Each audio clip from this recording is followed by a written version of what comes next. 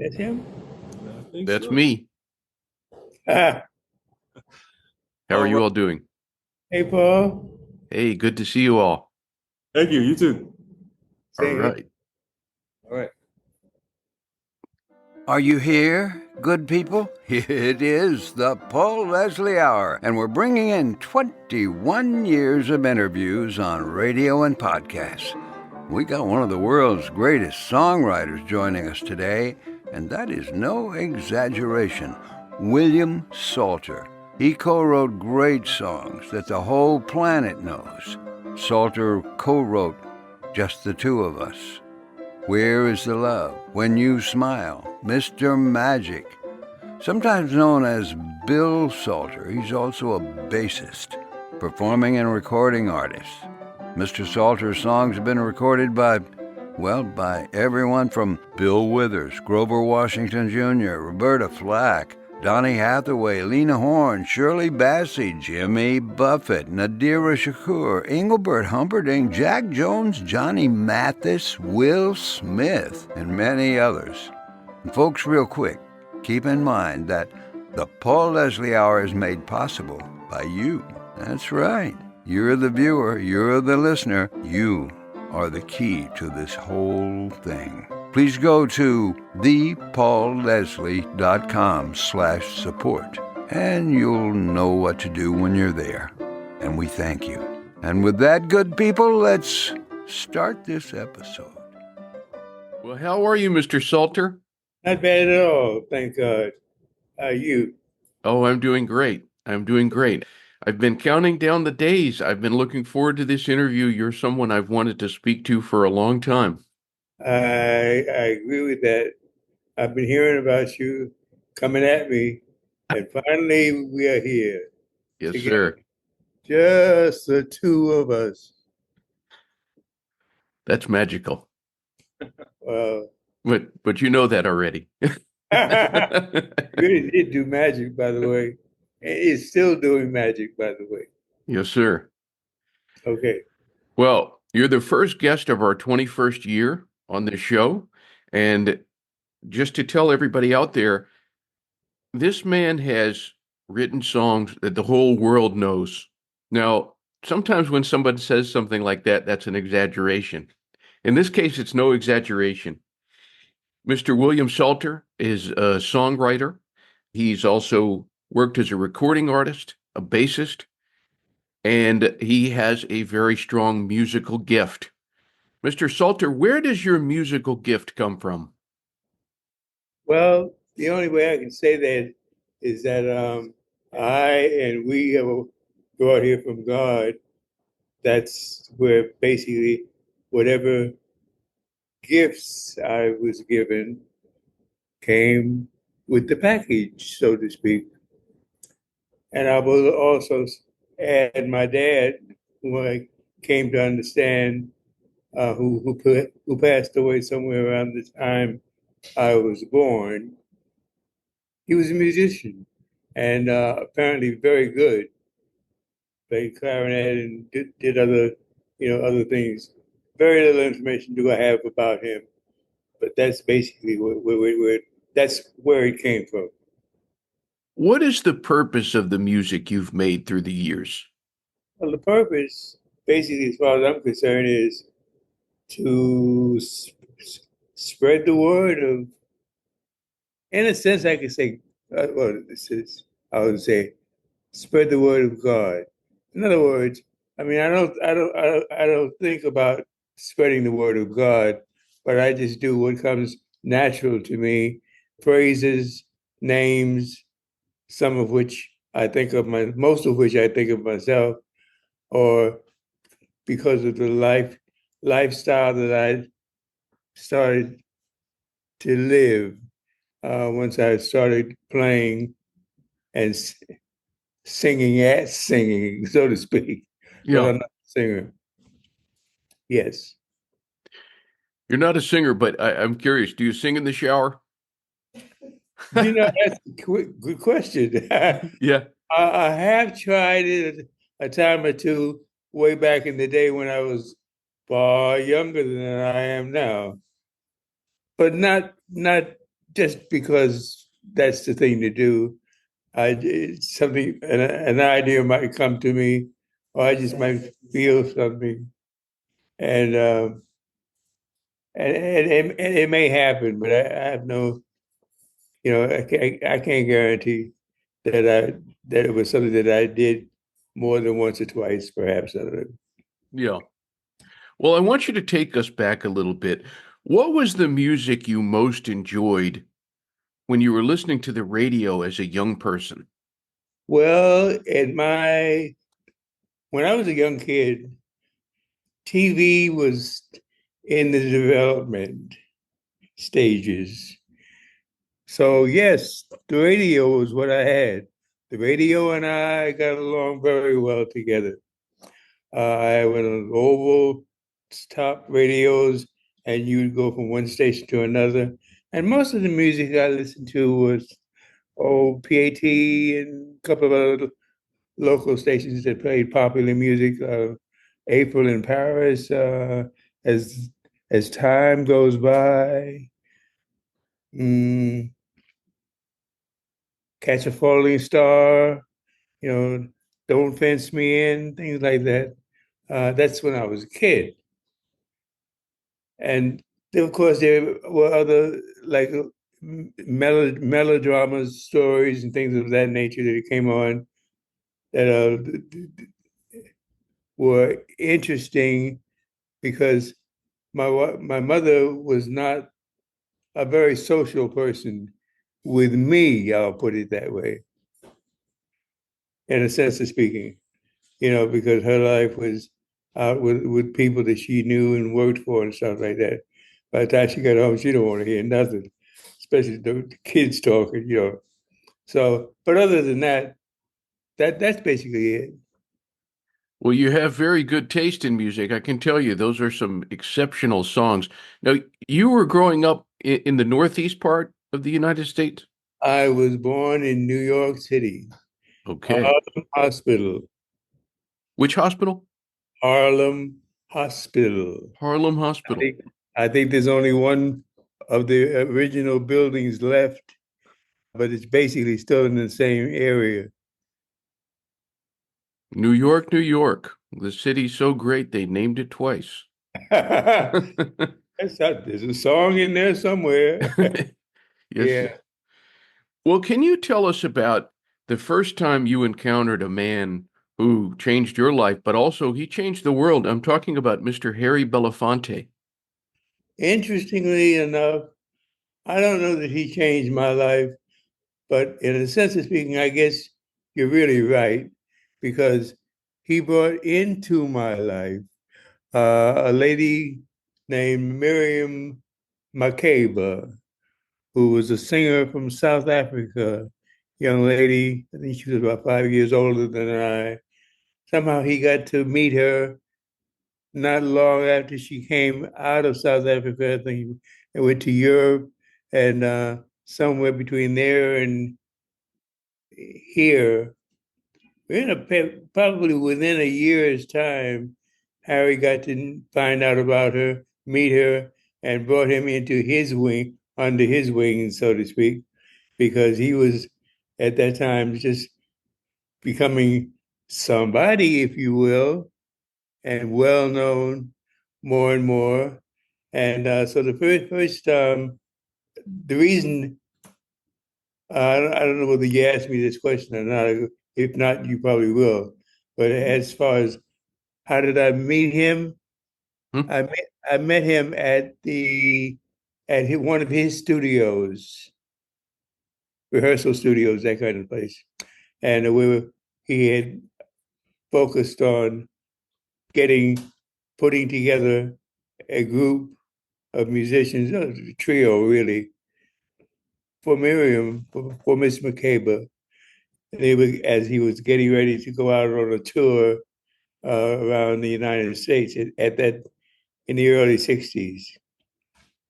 When I went to the studio, I don't recall that he was there when I got there, but Miss McCabe was there, and that was my reason for actually going there in the first place to to see if I could become one of her musicians. And as it turned out, by the end of the week, I got the call, come on in. And I said, oh, really?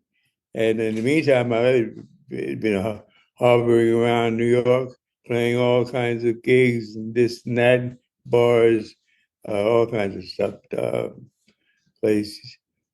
You know, just growing up, coming through the ranks, so to speak. You know, the taking of the audition for her was simple, but it was without the music, which was perfect for me because as it turned out, I have a very good ear for music. And I found that out coming out of the sixth grade, going into junior high school, which was in the neighborhood, near, generally speaking, in the neighborhood where I lived, 101st Street, between Madison and Park. And it turned out coming out of high school, coming out of junior high, I'm sorry, coming out of elementary school, the sixth grade, this junior high school in the area was moving around to the sixth graders in the area and passing out, or giving out, I should say, musical aptitude tests. I got 100%. That was the first and only 100% I ever got in any test, so to speak, in a sense of speaking. And I was surprised. I realized that it was something that came natural to me. And when I told my mother about that, somehow or another she didn't seem to be all that excited about it. Because she knew where it came from. Yeah. Right. Well, you've written songs that the whole world knows, so it's not surprising that you would get 100 on a music aptitude assessment.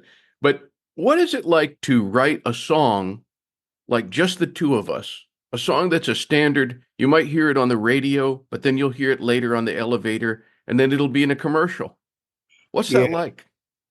Well, it was fantastic because actually that was my first hit song was just where is the love? I'm sorry. Where's the love? Yeah. And you're taking me way back in my time, which is fine, but I might stumble along the way. But where is the love? And that was back in 1970, I believe, between 70 and 71, when that song was recorded by Roberta Flack and Donny Hathaway. Yeah. But just the two of us didn't come in until the end of the latter part of 1980. I was fortunate enough to have been in my studio, which was in the studio with my partners. I put it that way, because we had a publishing. We had developed a publishing company that was on 51st Street. 51st Street, yeah, I believe there's 51st Street and Broadway. That we had also put together a studio, a recording studio on 48th Street and Broadway. And at that time, we were in the process of recording saxophone player Grover Washington Jr. Oh, yeah. Fantastic jazz musical, very musical guy. He did quite a few of my songs also in his recordings. But that's when Bill Withers came along and happened to hear just the two of us, which was already written, but some kind of how, being the wonderful person he is and talented, very obviously, he came along and he said, I don't know if most people may not know that he stutters, or he did stutter. He's no longer with us, unfortunately, passed a couple of years ago. He said, Mr. Salter, you guys, you mind if I play around with some of these words a little bit, obviously he was attracted to it. Hmm. And that song was recorded on Grover Washington's current album, As We Speak. That's what, as far as I'm concerned, that's what got it over. Because I have, I have been looking since time immemorial for the original words that I had, and they probably are someplace. But if they're not, then it doesn't matter. What you hear and what you receive is what it is. Hmm. The two of us. Thank you. A fantastic song. One of the best ever, as far as I'm concerned. Is there a song of yours that isn't as famous that you feel should be heard by more people? I got to say yes to that because as time went on and I continued to compose, I mean, I started out as a musician, bass player, upright bass, and then somebody came along. In fact, one of my partners came along and put a Fender bass in my hand. Uh, we were very starting out with Harry Belafonte. Lord knows I wasn't ready for that, but it was a rehearsal, so I made it happen, and it made me happen. And there are many songs out of a lot of the songs that I have written that I always thought should be great, Yeah. it is because of the industry being what it is, you know, there are a lot of songs. It depends on, what's happening where in the world and time and et cetera, et cetera. One of the songs would have been When I Passed On, which I wrote while I was working with Miriam Makeba in our fairly early days, Hmm. because it had to do with eh, basically the the actuality of people moving from slavery, Black people moving from slavery into what is now today. And unfortunately, that's the story of the world. Hmm. And I don't need to go into that. But When I Passed On was a song that talked about the way things were. And the way things were was not satisfactory as far as man to man, woman to woman. It was impossible for people to seemingly love one another Hmm. in all races. And that song can be heard on my album. And I had one album, and that album was called, you can see it, and I don't know if it's, Yes, anyway, sir. yeah, It Is So Beautiful to Be. Okay. Yeah, Well, I'm going to get a copy of that album. I saw it. I saw it online. There, you can track that album down. yes, Yes. thank you. Yes, sir. That was the only album I made, but it basically told the story of who I am, what I'm about, and what I'm trying to say to the world. Yeah. It means so much to me. I'm not a singer per se, not a singer's singer. I wasn't blessed with that great voice and all that kind of stuff. But some songs, many of the songs that I wrote or composed had nothing to do with having a great song, a great, being a great singer. This is really what I'm trying to say. You know, opera singers, I mean, they've got all these chops, as we say in the business. I mean, they just carry on, but they've got it going. And then, of course, there's all these other great singers down the line. Well, I'm even further down the line than that. But I could represent the storyline, and that's what I do. Well, something that some of our viewers and listeners might know, you wrote some of the best and most unique Jimmy Buffett songs ever recorded. And there's quite a few, and they happen to be some of my most favorite. So they would be Creola, King of Somewhere Hot, Pre Yeah. You, Holiday, and Come On In. Was there one of those you especially liked? Criollo was probably one of my favorite. Well, was definitely one of my favorites. There was one that you mentioned, and I can you run So there'd be King of Somewhere Hot, Free You. for you? That was the first song I wrote for him. Jimmy is really a nice guy, just a regular guy. He's like another local musician that you would meet at a date or you would go to see or something like that, and you get around and you hobnob with and just get to know each other and enjoy that. So that's what that was all about.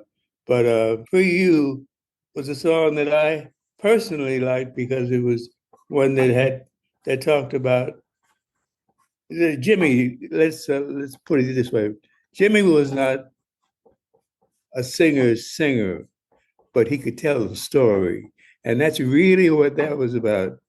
And it went on from there and further on. And I'm glad that I was able to get to perform recordings for him. I really liked Jimmy Buffett a lot. You know, he wrote some songs with Jimmy and Saint Bart's in Florida, somewhere in there. Yeah, Down to the Caribbean. go Caribbean. Yeah, there you go. Yeah. It's been a while.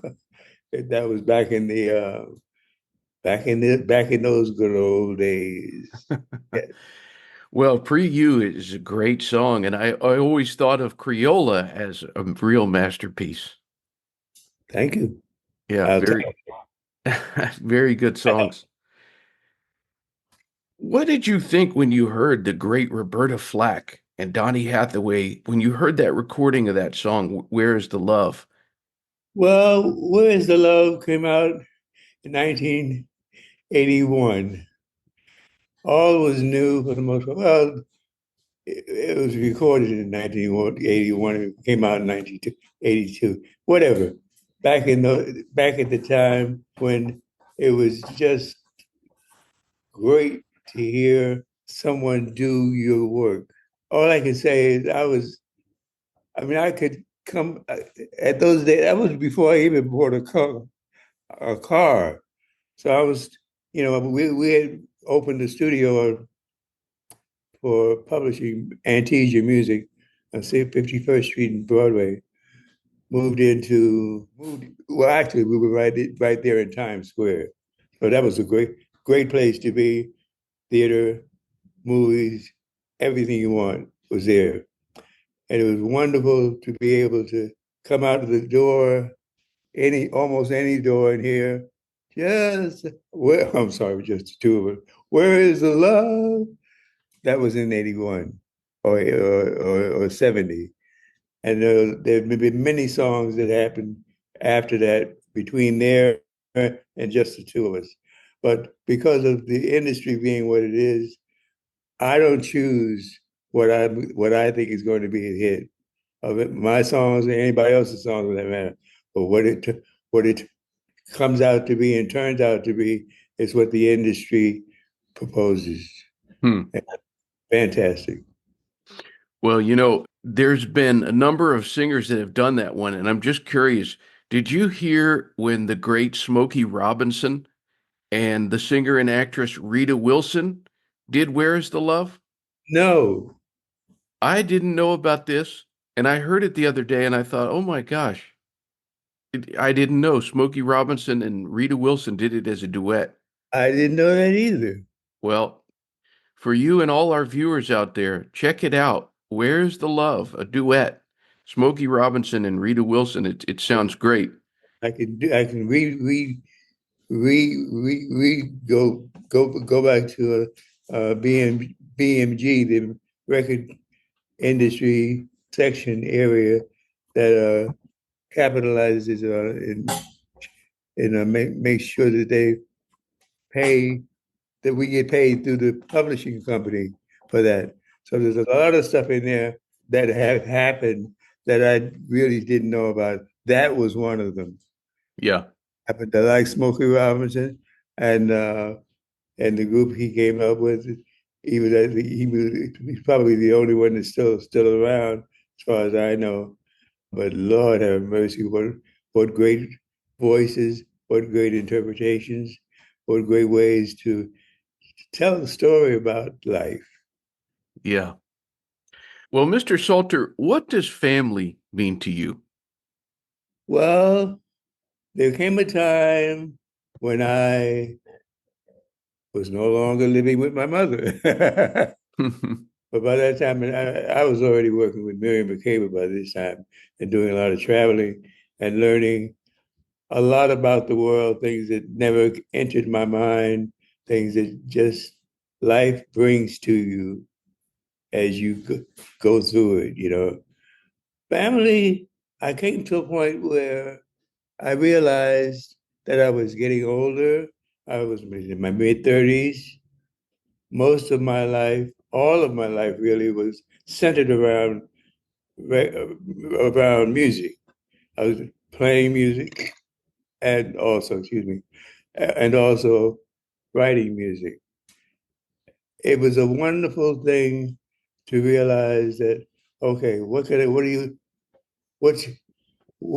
I had gotten to a point where I had to do something more than just that. I had to do something for me, so to speak. It wasn't a prayer. I wasn't talking to the Lord directly or anything like that. I just felt that it was time for me to, I wanted to raise a family. I wanted to be a part of a family. I wanted my family to grow around me. And I was very fortunate in having met a young lady quite a few years prior to that who happened to have been from Jamaica. And it was another country that I had been to in my travels through life. And as it turns out, later on, maybe 3 or 4, well, actually in 1970, we got married because I was I I was always in touch with her, but I was traveling so much I never really got a chance to get to know her personally. But I made the right deal. I made the right move. There might have been a time or two when I said to myself, "Now what am I doing?" But children started coming, and when children started coming, that fulfilled my desire for a life because playing music is one thing, writing music and giving songs, spreading the word of love was another. But when you meet the right woman and life begins to roll over and over and over and kiss you on both cheeks, fantastic, Hmm. fantastic. Well, people around the world have been moved by the music you made. People are undoubtedly listening to this from around the world, all types of people. So, what would you say to those people in closing? The people who have been touched by your music? Well, that's to me is what life is all about. Obviously, there is a God somewhere out there within me, within all of us. I want to say thank you for hearing, listening, so to speak, and appreciating what it is I've been given and told to do. It wasn't my idea. Had I suppose, had I had a choice of which way do you go or where do you go from here, I wouldn't have known. But the good Lord put us here for a reason. And that reason is to love one another, to be good to one another, to make life livable for one another. All the wars and all the other things that are going on are because of certain people who have certain ideas about they want to be in charge of this. They think it's all about them. All right. If I had thought about that, I would never become a musician. I would never have followed my drift, so to speak. So that's sort of basically what it. I'm very fortunate. I'm very glad that I did have done what I have done.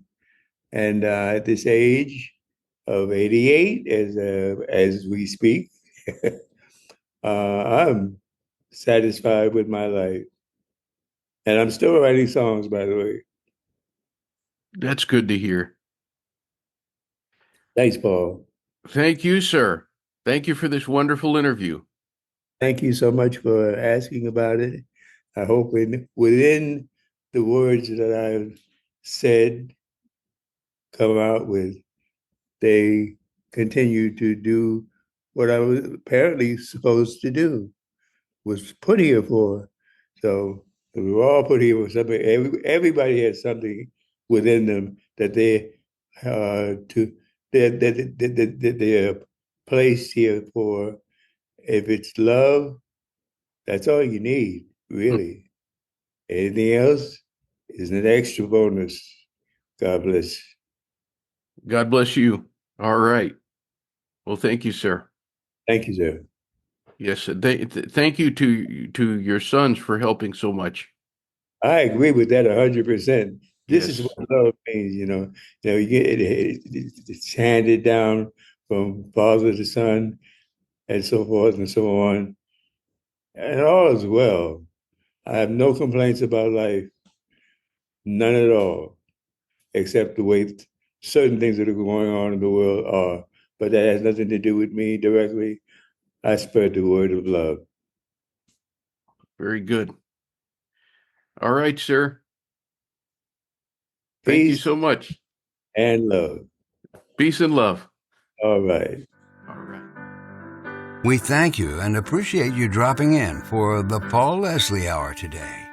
You know, you can help the Paul Leslie Hour in our mission to provide independent media content like this by visiting www.thepaulleslie.com/support. We truly thank you. This is your announcer speaking. Performance of The Entertainer intro song and Corina Corina outro song courtesy of John Primorano. Well, that's it for today. So until next time, be safe and be good.